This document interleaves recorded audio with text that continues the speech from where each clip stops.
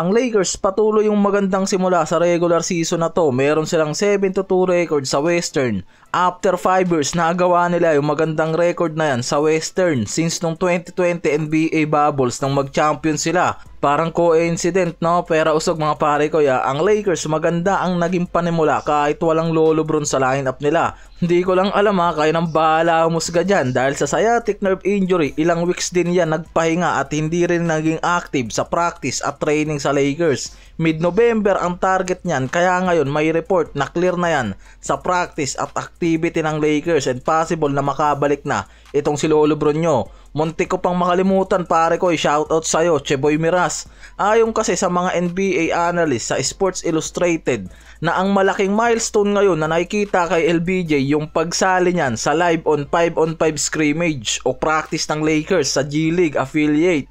Pwede nga raw kasi ngayon na practice floor muna itong si Lolo Bron, lalo't ang Lakers may 5 games in the road. Matapos nilang talunin ngayon ang San Antonio Spurs, nakuha nila ang panalo dyan kaya may bit-bit ang Lakers na win streak bago lumabas ng LA. May report din na hindi kasama itong si LBJ sa flight at magpo-focus muna to sa 5-on-5 practice para masigurado yung kondisyon nito at maging healthy sa pagbabalik niya sa lineup ngayong mid-November, kaya possible yung 1 to 2 weeks na sinasabi rin mismo nitong si Redick sa press interview na pagbabalik nitong si Lolo Bron. May clearance para sa contract activity, may hakbang pa para sa rehab ni Lolo Bron, kaya lumalapit talaga yung posibilidad ngayon na makabalik siya sa court ng eksakto sa timeline o mapaaga pa ngayon. Pero hindi yan guarantee na makakapaglaro agad sa susunod na laro nila dito sa Atlanta Hawks at Charlotte Hornets dahil may contact drills pa siya sa 5-on-5 live practice. May assessment pa bago totally maglaro yan sa regular lineup. Ang Lakers ngayon nakadepende talaga sa magiging chemistry at effectiveness ng ilang key players at bench rotation. Malaking support kasi yung mga yan kay Luka at Austin Reeves habang walang Lolo Bron. Si Luka ngayon may average na 40 plus points per game habang si Reeves nasa 30 plus points na ngayon at malaking contribution sila mula sa assist at playmaking at kaya malaking factor din sila ngayon na nakikita para sa winning total ng Lakers. Pero ngayon maraming analyst ang nagsasabi na ang legit championship contender status ng Lakers ngayon nakadepende pa rin talagang araw sa pagbabalik ni Lolo Bron at kung sa paano ito makakapag-adjust sa existing system nila na tumatakbo ngayon sa regular season. Sa abilang dulo naman, si Reeves ngayon nakikita talaga na nag-e-evolve pa bilang third option player nila at nakakapag-deliver ng career best sa season na to. Kaya ngayon maraming mga analyst naman ang naniniwala na ang market value nitong si Reeves mas tumataas ngayon mula sa 30 to 40 million per year na. Si Reeves ang nag-decline ng extension mismo sa Lakers nung off-season dahil nga masyadong mababa, mula 89 million sa 4 na taon ang offer sa kanya dyan ng Lakers. Kaya ngayon yung 30 million demand nitong si Reeves o nung agent niya, pwede nga raw na mas tumaas pa ngayon mula sa 40 million per year, lalo na kung magpapatuloy ang solid at all-star caliber na performance niya.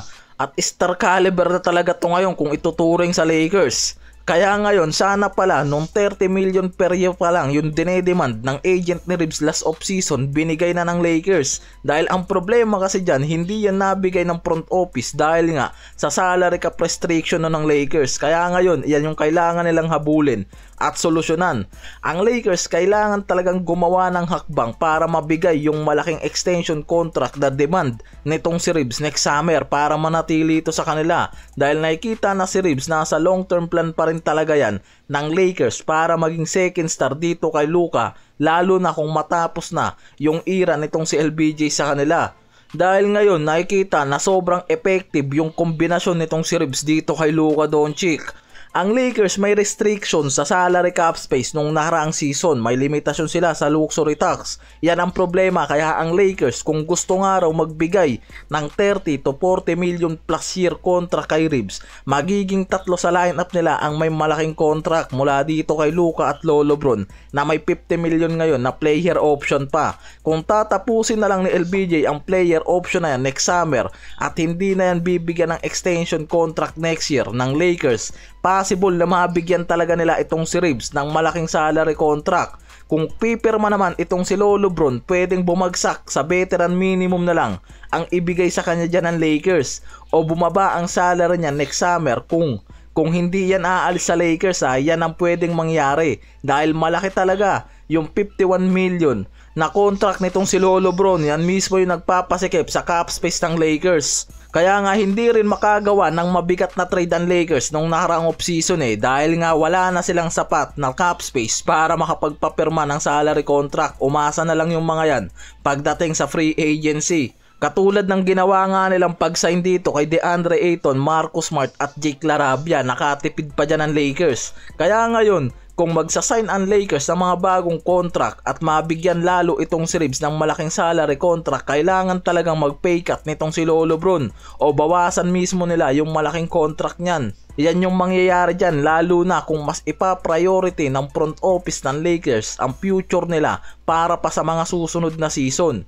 Marami namang mga analyst ngayon ang nagsasabi na nasa best version na ngayon itong si DeAndre Ayton sa Lakers. Parang bumalik na nga raw ngayon yung double-double machine na DeAndre Ayton nun sa Suns nang makapasok yan sa finals. Kaya ngayon sobrang laki yung nagiging performance impact nitong si Ayton, lalo na pagdating sa interior depth nila.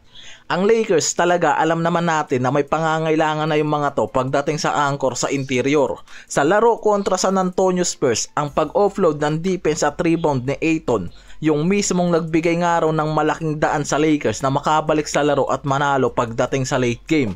Nagpapatunay nga lang raw yan ngayon na hindi disappointment sa lineup itong si Ayton sa Lakers. Hindi lang kasi role big man, kundi pwedeng maging influential sa dalawang role itong si Ayton. Offense at defense yung tinutukoy dyan mga parikoy, na mismong kinakailangan nga raw para maging legit na contender ang Lakers ngayon sa Western at sumabay sa mga teams na may dominant at solid interior depth. Si Ayton ngayon sa 9 games ng regular season, may ilang absent yan, pero nag-average siya ng 14 points, 7.8 rebounds per game at may shooting efficiency sa field na 60% mga pare ko. Kaya sobrang naaasahan nga itong si Ayton sa opensa rin, lalo na sa mga mid-range shot, hindi lang sa depensa at off-ball. Sa laban ng Lakers at San Antonio Spurs, nag-produce itong si Ayton ng 22 points at 10 rebounds bilang starter sa game na yan. Sa depensa, gaya ng naabanggit sa player rating, si Ayton sa laban kontra kay Wembanyama, meron niyang mark na A positive dahil sa kanyang dalawang way role, paint protector at tumulong sa rebounds, at naging solid yung performance niyan mula sa screener sa loob ng offense ng Lakers. Kaya sobrang laki ng nagiging contribution niyan para nga makuha nila ang panalo sa laban na yan, at hindi naging madali kay Wemby na magdomina sa ilalim dahil nagiging maganda ang matches nitong si Ayton sa kanya. Kaya hindi ganon nakapagdomina itong si Wemby dyan. Kaya kung magpapatuloy nga raw itong si Ayton sa maganda at solid na performance mula sa interior defense at offense, nakikita na unti-unti yang babalik sa best version niya at double-double machine na performance na malaking factor sa magiging run ng Lakers at sa pagiging champion contender nila.